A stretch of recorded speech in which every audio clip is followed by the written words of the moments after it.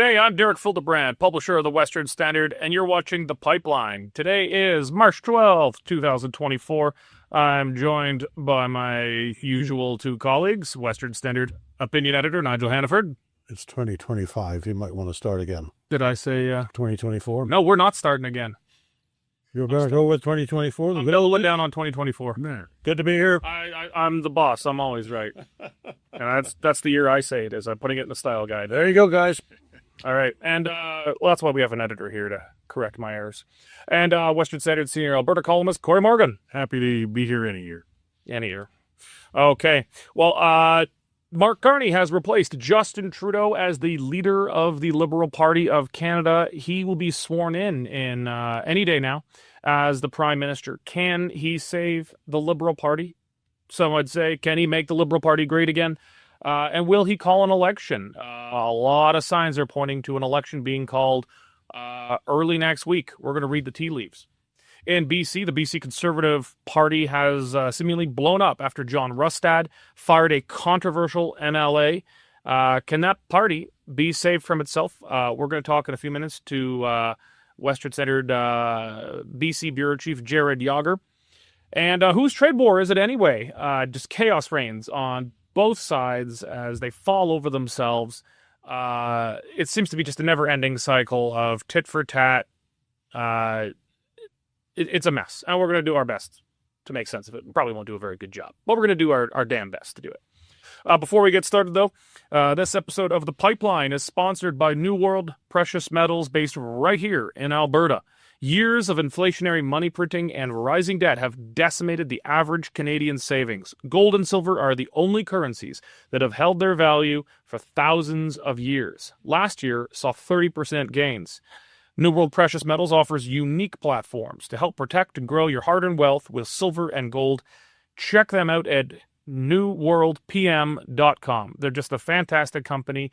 You supporting them is also supporting the Western Standard. Go to check them out at newworldpm.com. Okay, so we're going to bring in Western Standard BC Bureau Chief Jared Yager right now, based in in lovely Vancouver, British Columbia. Jared, I saw the news first on the Western Standard just as it was happening. Conservative leader John Rustad kicked out MLA Dallas over some comments. Why don't you just set it up and give us some context here before we start chatting about it? Okay, so yeah, a couple weeks ago, MLA Dallas Brody, she took to Twitter and posted about the residential school in Kamloops, saying, as of now, no mass graves have been found.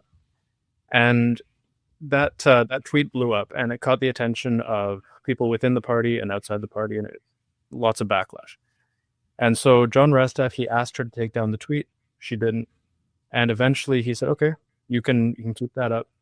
And we went on a bunch of podcasts and doubled down on that claim. And it was during an appearance on the Frances Widowson podcast that she went a little bit further.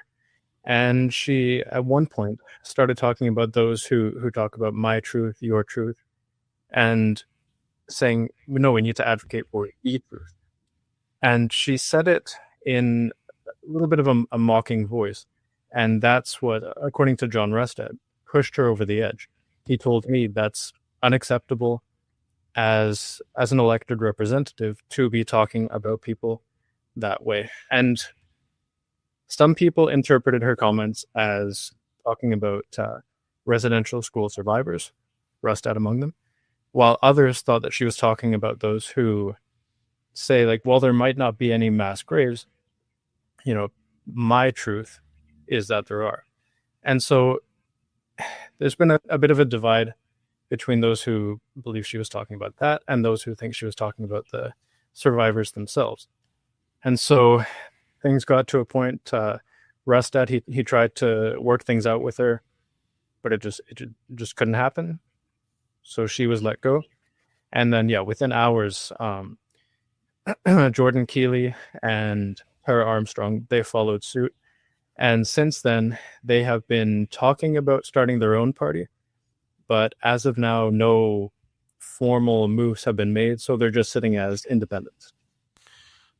So, Jared, there's inevitable tensions in relatively new parties. I mean, on paper, the BC Conservatives are not a new party, but in effect, it's for all intents and purposes a pretty new party. It's very reminiscent actually to the Wild Rose Caucus in 2012, which was almost all new, and then because almost all of them quit and joined the PCs and then lost the election in 2015. Cory, it was all new. Again, it's kind of got that a similar vibe to it, where it's a lot of rookie MLAs and even and very few experienced ones around. It's I mean, this is a bad start. I think, correct me if I'm wrong, Jared. This was just the first week of session since the election. First or second week, yeah. And I will say we have seen, like, that's only 3 out of the 44 MLAs that they have. And so it's not like this is half the party coming out and saying, oh, we want this or we want that. Like, it's still a, divide and it's worth considering, but keep in mind, it's only been 3 so far. Well, Cory, if you lose 3 MLAs, that's 3 who are willing to put their whole career on the line. It normally means a hell of a lot more behind the scenes, because most MLAs aren't going to go that far within an hour or two of this kind of thing. You know the way this kind of thing works. If you got 3 come out, out of a caucus of 33 odd, as a percentage, maybe not massive, but that generally portends a much larger problem behind the scenes. It's certainly a warning. I mean, it can cascade. I was in the Wild Rose days when we had 1 MLA, and then we had lost that MLA, gained 1 more, and then floor crossings are what made our party into what it was, that turned into, a lot. I won't repeat the whole history, but it's what made the BC Conservatives. It can't understate the potential issue with this as well. 3 MLAs is a beachhead. It's a place now for disenchanted MLAs to join. They're not going to be sitting alone in the corner of the legislature. By BC law, 2 MLAs can have automatic party status if they want to go that route. As Jared said, they're talking about it, but they haven't committed. If another party is formed, gains status in the legislature, it doesn't mean that a lot of members are going to come over and join necessarily, but it's sitting there beckoning to the small C Conservatives all the time. If there's further blowups, here's somewhere you can go. Here's a home where you can land. So it's very, very dangerous. And Rustad, I think, has some serious issues on his hands he has to resolve. Jared, I'm not sure how much to make of it. I've talked to several fairly senior people in the BC Conservatives who expect that there's a very good chance there could be more than this. I'd like to get your sense of that, about the chances that more could leave, but also what this means for the leadership of John Rustad. He didn't face a leadership review at his last convention, but he's going to have to face one at some point, I believe. And coming out of the election, I think he was seen as pretty glowing. He took the party from 0 to within a hair of forming government, and formed the biggest opposition in the province's history. So maybe take that as a 2-part question first. What do you see as the chances of other MLAs joining the 3 who are already gone? And in addition to that, what impact is this having on the leadership of John Rustad? So I'll start with the second part there, because from the beginning there have been kind of 2 camps within the party: those who are pro Rustad and those who think maybe we should find someone else to lead. And so, in the recent AGM, there was no leadership review, but he is set to face one in the fall. So I think it's more likely that we see maybe a new leader, or more leaning towards that direction, than more people leaving the party altogether. Because kind of what this reminds me of is the on a federal level, the Conservative Party versus the PPC. You have to ask yourself, in Canada and in BC in particular, how far to the right can you go before it becomes too much for the general population? The BC Conservatives, they have that center right vote, from the BC United, former BC Liberal voters, and the new BC Conservative voters. And the 3 who left, it sounded like they wanted to move a little bit further to the right. And I just don't know how that would work here in BC, whether or not they have the support from the population, but also from within the Conservative caucus. to jump ship and move over, to their side. Nigel, I'm not. Maybe it's seen as maybe these guys want to go in a more rightward direction, but it's also just a matter of there's competing narratives here. John Rustad claimed that Dallas was disrespecting and mocking survivors of sexual abuse. I suppose some could read it that way, but it's a fairly uncharitable read of it. I read her comments. I saw the video. I didn't see it that way. I saw it as like, no, there's either mass graves at Kamloops or there's no mass graves. There is the truth. And just as your truth might say there's mass graves there, it does not mean there's mass graves there. And I suppose she's a mocking tone towards those who think that you can just invent your own truth and that should be taken as something. But I don't know. Within the BC Conservative Party, it doesn't look to me like the NDP narrative about Dallas's comments, which in the end were adopted by John Rustad, unfortunately. It doesn't look like it to be the truth. And this doesn't pretend well for him. I don't think it's seen as a radically right-wing view in 2025, at least, when people are a bit more bold to speak freely right now. That someone says, no, there was no mass graves found. We've spent tens of millions of dollars to investigate this. 0 mass graves or even singular graves were found. And you're not allowed to have your own truth about that. That's just the objective bloody truth. I don't think that's a particularly radical view for someone to take. No, it certainly isn't. And we need even around this table to make sure that we don't fall into a kind of conversational shorthand where we equate people who want to establish that truth as taking the party to the right. If it is true, it is not a left-wing or a right-wing issue. The proper response, and I think the one that any conservative can adopt, is if terrible things happened, we need to know. But until we know that terrible things happened, what is the evidence that they did? And right now, we don't have much to go on. And therefore, the party should have been able to unite around that thought and go forward. Too bad they didn't, but as we have often said among ourselves, trying to run a conservative party is like herding cats. Everybody has their own idea. So, Jared, I want your sense of, within the party, which narrative is winning out? The NDP's accusations against Dallas that Rustad seems to, at least in part, have taken, that she was mocking sexual abuse survivors, or her own defense that no, she was saying that there's an objective truth. There's no such thing as your truth, my truth, her truth, etc. Where do you get a sense the caucus on one hand and the broader membership on the other are going with? Are they backing Rustad or Dallas on this? I think when it comes to this issue, it's important to find the truth about their residential schools. And Rustad even said, I agree with her, there were no graves found.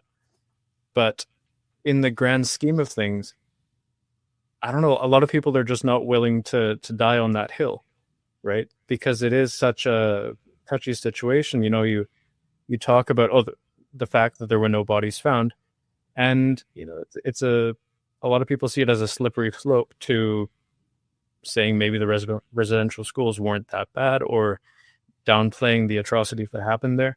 And so the sense I get is a lot of the MLAs and people within the party that kind of playing it safe and just avoiding stepping into that territory and focusing more on the things that really matter to everyday voters, bringing down the cost of food, housing, and things like that. Within the party, though, what's where, there's kind of two big important groups here. There's the membership on one side and the caucus on the other. Like BC Conservatives in the caucus and the membership kind of have to take a side on this. Maybe they can for tactical reasons, try to stay quiet or neutral. But where are people coming down on this? This is now a crisis in the party. They've lost 3 MLAs in a matter of a couple of hours.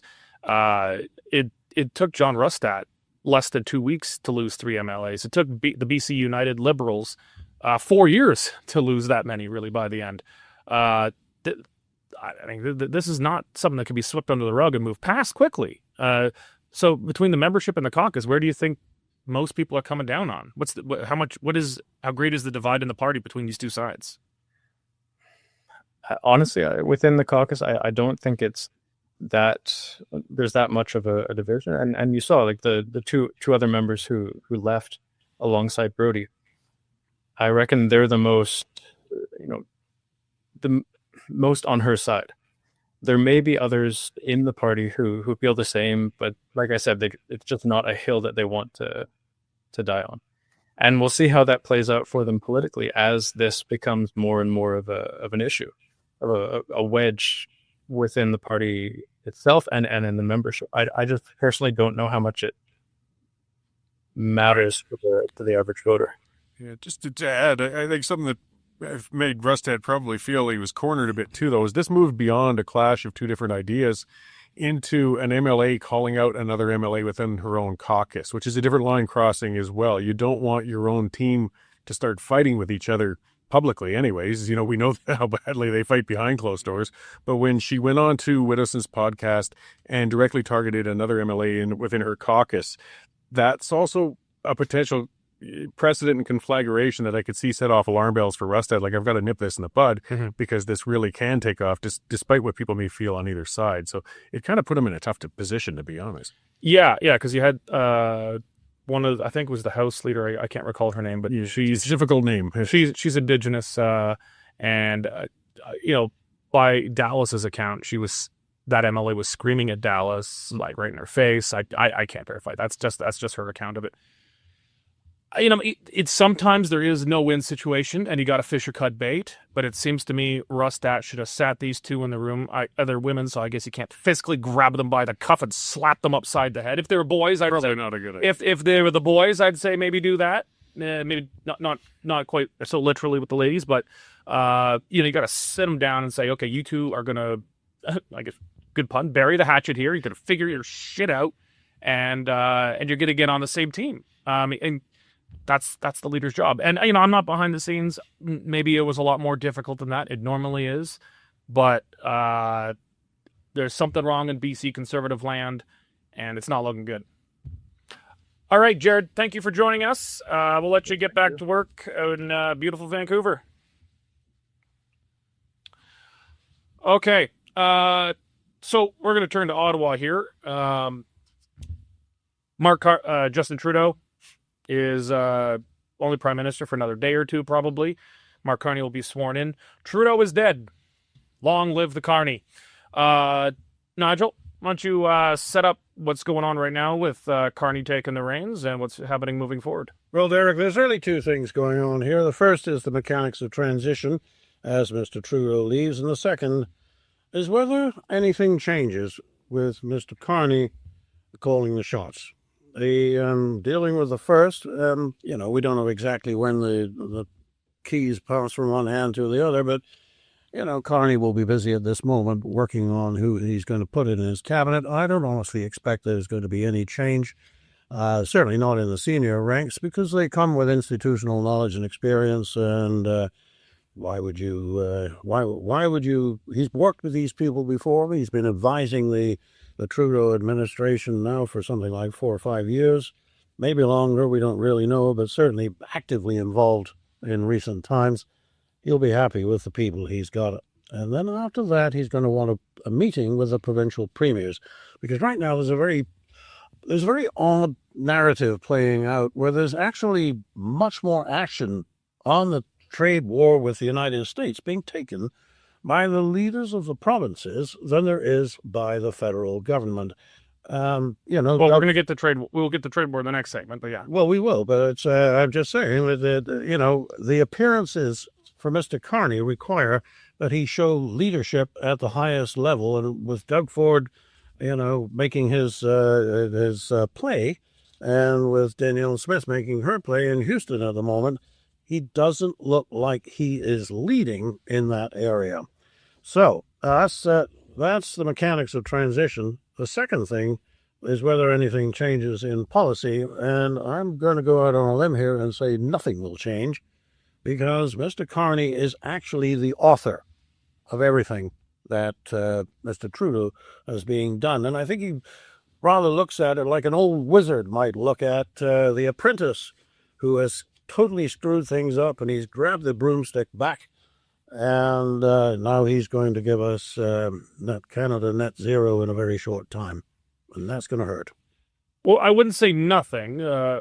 Very little, I think, would generally change. He has said he'll get rid of half the carbon tax, the consumer portion, not the industrial portion, even though the industrial portion is actually bigger and does drive up our costs. I mean, Ireland back somewhere else. Well, he's pretty much said as much. Yeah. He'll get rid of the carbon tax and give us a carbon rebate. It doesn't really look like it's going to change. The one where it does seem like it's going to be probably just a real change is dropping the increase in the capital gains tax. That wasn't implemented yet, so that'll be harder for them to move around. And as lefty as he is, he also does know capital markets, and he probably knows himself how destructive that policy is. In some senses, he's like Justin Trudeau, just smart. So I think on the capital gain, but that's, as important as that is, that's one of 1,000 files the Liberals have completely screwed the pooch on. I'm not sure he's actually going to have a meeting with the premiers and really have much opportunity to show real leadership before going to an election, because in all likelihood, all the signs are pointing towards an election being called next week. It's not guaranteed. Don't take it to the bank here. I just interviewed Michelle Rempel. I'm doing a special show during the time where we think we're in an election here, including before. I just had Michelle Rempel on. The interview we'll show tomorrow. She's already opened her campaign office in Calgary. The Conservatives have staffed their war room. The Conservatives are taking it to the bank that the Liberals are calling election next week. It's probably actually the best move right now. They've got a little life in the polls. Which poll you believe depends generally on which party you favor. Ecos, Frank Graves. If the polls are drunk, I can't say that Frank Graves is drunk, but I can say his polls are drunk. Frank Graves is showing the Liberals at 48%. It would be the biggest Liberal government majority in the history of Canada. He's got them winning everywhere other than Alberta, and even Alberta. He needs a wellness check, though. That's just he's become unfortunately, just there's no credibility left with yeah. So I don't take him, but all of the polls, even the ones that are showing Abacus has generally been the most favorable to the Conservatives. It's still showing the Liberals getting some life back, still getting crushed. The Conservatives still winning a big majority, but the Liberals not getting wiped out. Leger shows essentially a tie. The Liberals on a very statistical tie, but the Liberals on a modest nominal lead. There's some life in the Liberals, coming at the expense of mostly the NDP. I bet you Jagmeet Singh is on his knees outside Carney's office crying, please don't call an election right now. Jagmeet Singh has lied.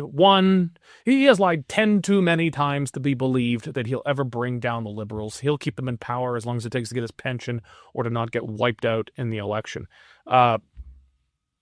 Cory, I think it's looking pretty safe that Carney's he's gonna take advantage of at least some life in the polls the Liberals have got here, which is better than they had a few months ago, and he's just going to call the election next week. Well, I think they're going to strike while the iron's hot. I think the concept of them pushing it to fall is gone, but there might be a few things he might want to go 2 weeks even to just try and get established. As Nigel said, maybe show an impression that this is how I'm going to collect the nation and unify them and get things done, just to show a bit of an impression of leadership rather than straight from the Liberal coronation into a general election.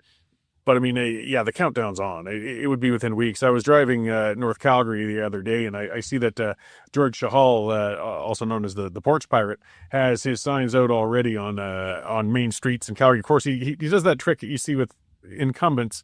They're not election signs, but they're just a bunch of member of parliament for the area celebrating being a member of parliament and just reminding everybody who that member of parliament is. But he's not campaigning. And you can do that with taxpayer resources. Exactly, yes. Yeah. So, but if they're getting those out onto the streets, they're expecting it within a week or two tops. I think the big factor, if it's going to be, most people expect to be called next week.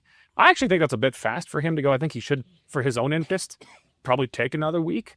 I mean, he needs to assemble a cabinet. And he needs a bloody platform for the election. Well, I mean, it's the Liberals. Maybe they don't need a platform. They're just going to, we're the Liberals, damn it, so we're, vote for us. But they're going to want to at least put together a bit of a new game plan. The question is, how much did he do already behind the scenes? Because, I mean, he was expecting to walk into it. He won with 85, 86% of the vote, officially at least. And so, he was already making calls, putting together a list of star candidates to be cabinet ministers. We've learned from CBC Radio Canada.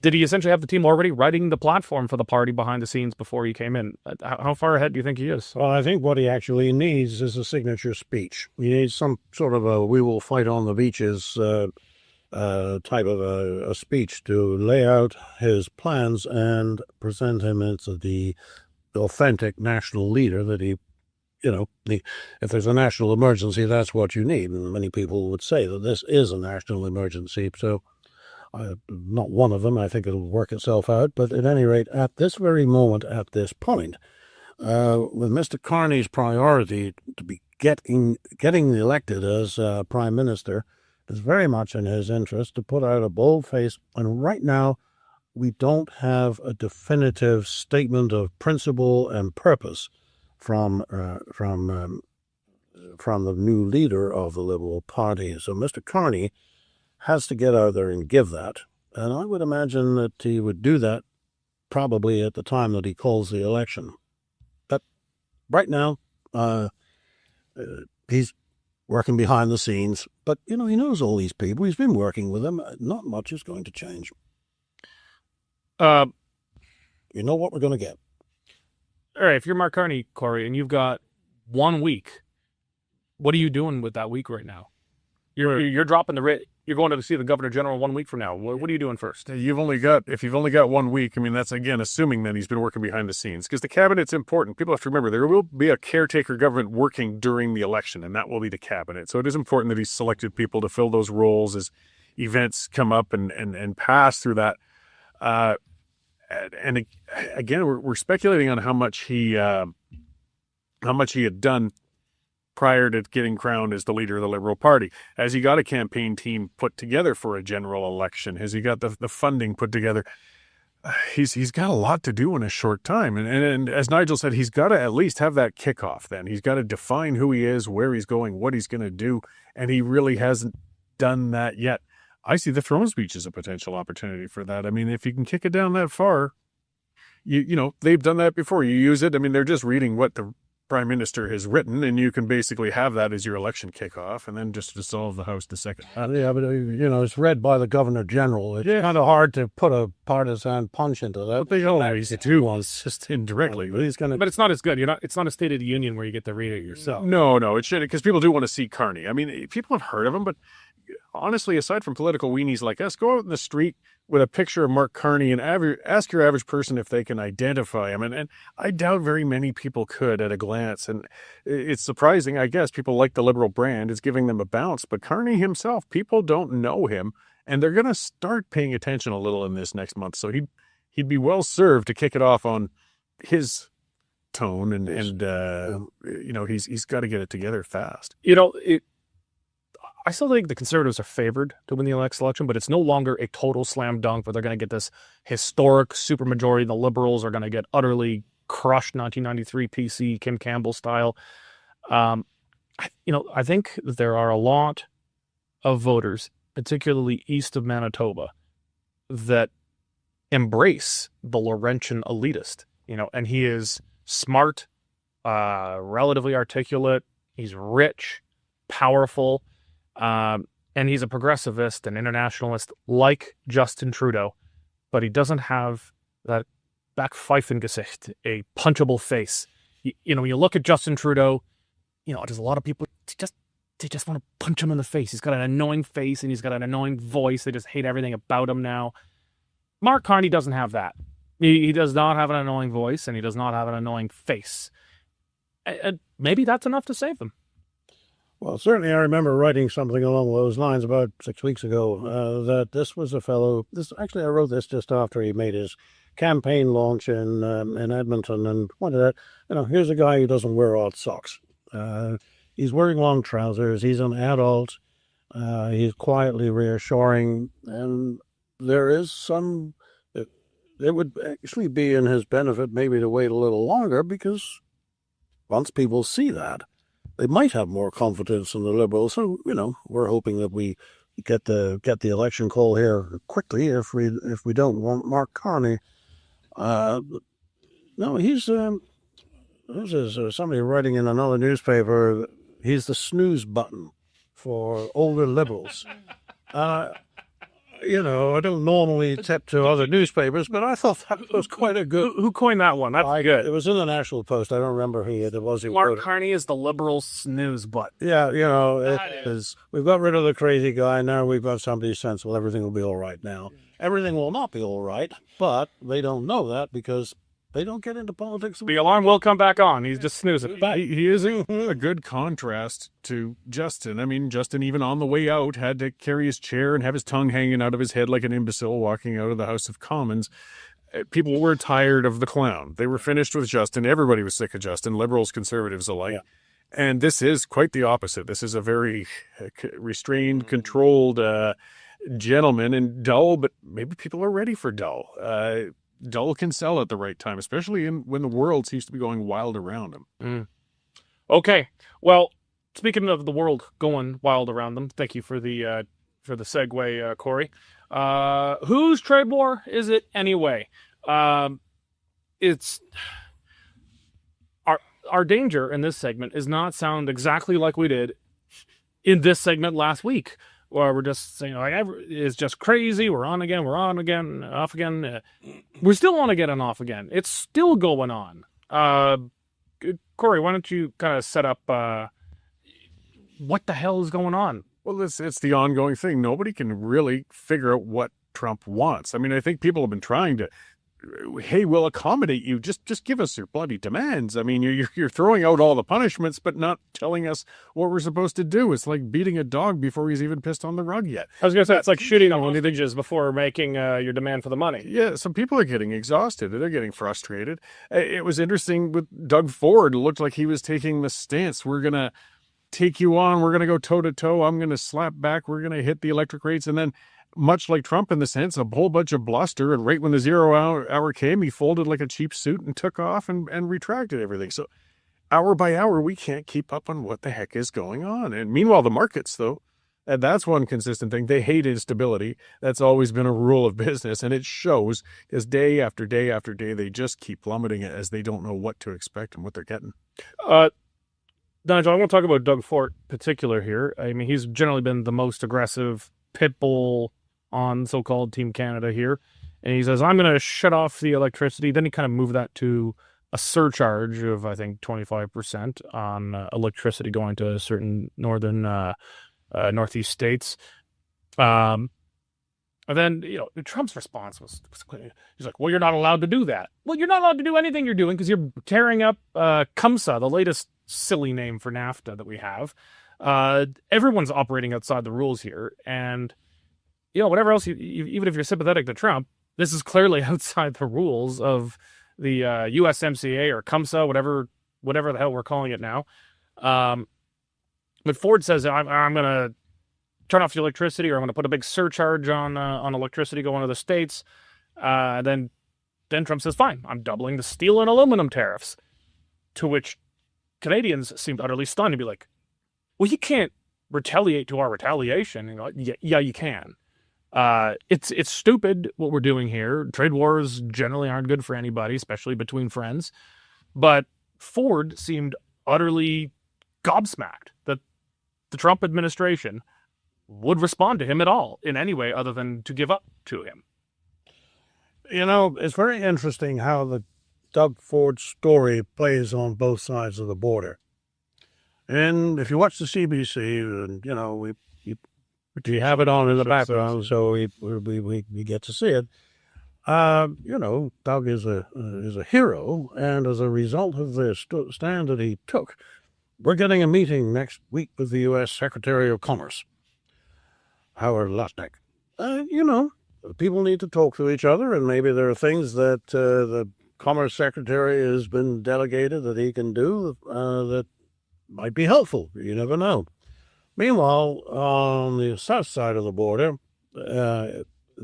your comment about folding like a cheap suit basically sums up the editorial opinion, especially out of Fox News. But it wasn't like ABC or was that impressed either. It's just, well, that was a quick, easy win for Mr. Trump. So trying to make sense of it all. First of all, it shows that you actually do need to be speaking as a united voice. And right now we don't have a leader, any leadership from the federal government. And I don't know that I would trust leadership from this federal government anyway. But it's kind of an odd thing that Doug Ford would be out there in front saying he would take his own personal reprisals against the Trump administration. And I don't know, where was the national backing for that? So that's the first thing. Very odd episode was that. As for trying to make sense of what's going on, I do believe that confusion is part of the strategy. What I perceive as the overall Trump goal, and this is not something that nobody has said before, but worth repeating, his goal is to bring industry back into the United States. Over the last 30 years, it's largely departed, and the mechanism is tariffs. All right, if that is the goal, what is the method? Well, one is to scare your opponents, to throw them into confusion, but in the end they'll say yes to anything just to make the pain stop. That may well turn out, in the last analysis, to be the Trump strategy, in which case trying to accommodate him on a piece-by-piece basis is probably something that's going to have to wait for the big final meeting where everybody gets together. Cory, Trump has said a lot of things that just aren't true, that they're subsidizing Canada. And at first I'd be like, well, he's talking about subsidizing our military, and be like, no, he's like, oh, we're subsidizing their industry. I'm like, well, that's just not true. If he was saying, well, we're effectively subsidizing Canada's defense or Europe's defense, he'd be bang on. And he talks about that sometimes, but then he uses the word subsidy in ways that are not correct. And he says, Canada has tariffs against a bunch of, so much of our stuff. It's actually not much, but then eventually he'll say something that is correct, like about dairy. And then, the CBC's headline here was hilarious. It was, Trump alleges Canada has tariffs on American dairy. That's not an allegation. That's been proven in court and convicted and sent. One of the first times he was right off the bat. We have a 250% tariff on American dairy and eggs and things like that coming into Canada. We have it against virtually every country that wants to bring something here that would at all endanger the interests of the milk cartel. I don't know. What the hell is his objective? What is he trying to achieve? Well, is it to collapse the Canadian economy, to annex it? Is it just to bring industry back? I mean, you could follow the thread. Come to a guess would be what Nigel's saying is bringing industry in, but then which industries has Canada taken from the United States? I mean, our auto manufacturing sector has actually been pretty much getting smaller as well. We certainly haven't stolen it from the USA, so I'm not sure what he's going to grab from us. I mean, most of our dealings are predominantly resource-based, whether it's minerals or energy or forestry, and we have our trade tiffs now and then, but the bottom line is those resources all reside here. He's never going to be able to take them back. They have to be extracted and produced and sit down there. So I'm getting more gray hair all the time. I wish I could wrap my head around just to try and see, I mean, whether it doesn't matter whether it's a reasonable or unreasonable demand, we just got to figure out what the heck the demand is. And as Nigel said, yes, the art of the deal talks about, that's his strategy, go in there like a bull in a china shop and kind of get everybody on their heels. And then, but I mean, we've been at this for months now, and he's not come anywhere close to the point of a coherent plan yet. How much longer can we take the pre-negotiation slapping? We haven't yet suffered any pain. The tariffs are only now really starting to... Well, if you had investments, you did. Well, yeah, okay. And sure, at a very minimum, this is going to very significantly hurt long-term investment in the Canadian economy right now. No one's going to want to invest here if under these circumstances. Or the states. That's part of this bloody mess. First, we have Justin Trudeau makes it so that nobody wants to invest in Canada, and now Mr. Trump picks up the torch that he's dropped. It's a hell of a 1-2 punch. Yes. Okay. All right. Let's move on to our parting shots. Let's start with you, Nigel. Yeah, well, actually, you just were coming close to it there when you were talking about the Canadian tariffs. You know, and you listen to your own leaders talking about the need to protect Canada and its economy and so on and all that. And then you go on the web and say, well, just exactly what is the tariff on U.S. dairy products? And you find, as you said, is actually 242% was the figure I came up with. But, 250% is a nice round number. So what the hell are we doing here? We're fighting for the right to pay more for butter, cheese, and milk. Good for us. Brilliant strategy, Canada. Cory. Well, yeah, supply management's been a pet thing for us for quite some time. But I just want to remind everybody of La Belle Province in the middle of Canada. When how vulnerable we are and the discussions are going on. The polls came out. Even the majority of Quebecers want to see a pipeline to the East Coast. But Team Canada is still muted on it because they're terrified of the Quebec leadership who keeps saying there's no social license for this infrastructure to get to the coast. So if we're going to get serious, we got to keep reminding people, among all the issues, don't let that one fall by the wayside. Quebec's got to be put in its place. They're either part of the team or they're not. And, well, we could have longer discussions on that.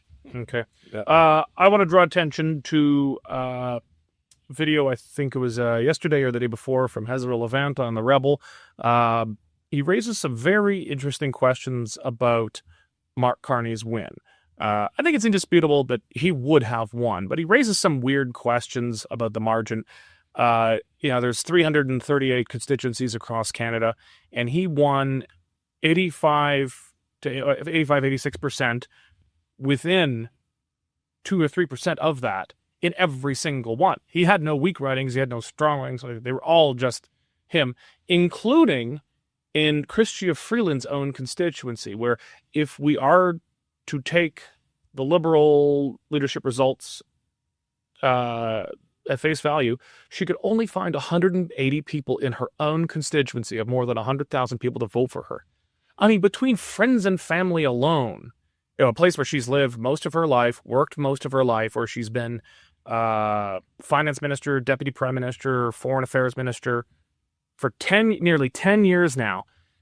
It beggars belief that she could only find 180 people in her own constituency. I'm not saying it's aliens, but it might be aliens. I don't know. It raises some questions about what went on with the Liberal leadership there, considering more than half the people registered to vote didn't end up having ballots. And the turnout was pretty brutal too. Yeah. It actually sounds as if Derek is saying there may be corruption in the Liberal Party. I didn't say that. I'm not saying it's aliens. All right, gentlemen. Thank you for joining, and thank all of you for joining us here today. Remember, the Western Standard is one of the only publications left in Canada that refuse to take the Justin Trudeau, or Mark Carney, if you will, federal media taxpayer bailout. We are supported by a little bit of advertising and from people like you. We need you to step up and support us if you want to keep us doing what we do and on the air and writing. Go to westernstandard.news right now. Click on subscribe. It's only $100 a year or $10 a month to get full access to all Western Standard content. You're going to love it. Your kids are going to love it. And you'll be supporting one of the only non-government funded media left in Canada. Thank you very much for joining us today, and God bless. What does success mean to you? Peace of mind? Financial freedom? Generational wealth? What do you see in your future? Investing in gold and silver can help you get there. Through our trading partners, New World Precious Metals offers safe, affordable, secure international accounts to help you meet your unique financial goals. Connect with one of our experienced team members. Invest in gold and silver today.